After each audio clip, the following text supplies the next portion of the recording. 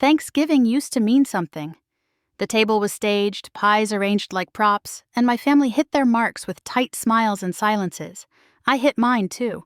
The toothpaste child, the pliant daughter who never made a scene. But this year the cues went missing. No group text, no last-minute reminder about pie, just silence. I kept checking my phone that morning like an invite might arrive late out of guilt. It didn't. And silence in my family was never neutral, it was a verdict. I baked anyway, muscle memory more than hope. A pumpkin pie, edges a touch burnt the way my dad liked it. It cooled while I stared at my coat. Then I put the pie on the passenger seat and drove 25 minutes with soft piano covers trying to pad the dread. The house was lit like a catalog.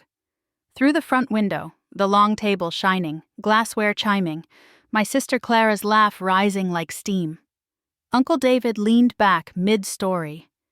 And there, in my chair, sat Nina, my oldest friend, sipping wine as if she'd always belonged. The door opened. My mother stepped out and closed it behind her. My father followed, adjusting his watch like he wished this were already over. "You're not invited, Mara," my mother said, calm as a weather report. "Go home." I nodded.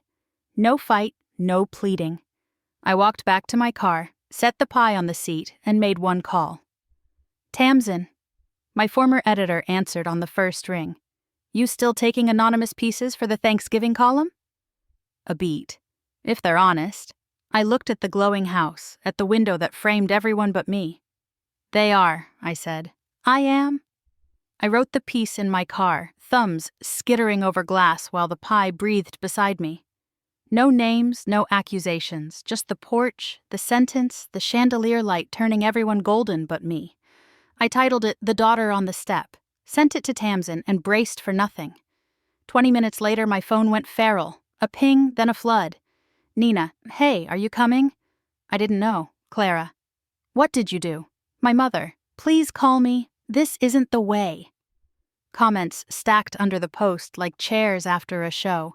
This happened to me. The accuracy. Families call it tradition when they mean control. I kept scrolling. Not triumphant, but seen. I pulled into a gas station and parked under a humming light. Messages kept arriving. Some from strangers, some from the drifted edges of my life. And one DM that stopped me. June Langley, my cousin. We'd been inseparable, then one year she disappeared from the narrative. Her message read, "I know it's you. They erased me first. Can I call?" Her voice was shaky and older, but still June. At 16, she'd gotten pregnant. Our family decided silence was piety. She left. Then the story was rewritten. June chose distance. "They erased me," she said. "I thought I deserved it." I looked at the pie's cracked crust. "Me too," I whispered. The day after Thanksgiving, 3 measured knocks. I opened to a chain's width. My mother in the navy coat I bought her, my father stiff behind her. "Can we come in?" she asked.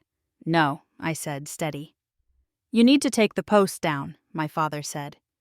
"You didn't forget me," I answered. "You erased me." Silence held like glass between us. They left the hallway with their dignity folded tight, but something in me stayed open.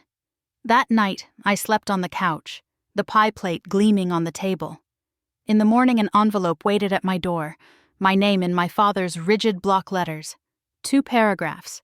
No greeting, no plea. I read it. At first I was angry, he wrote, because it was true. I saw myself in the driveway, in the place where a father should have spoken and didn't.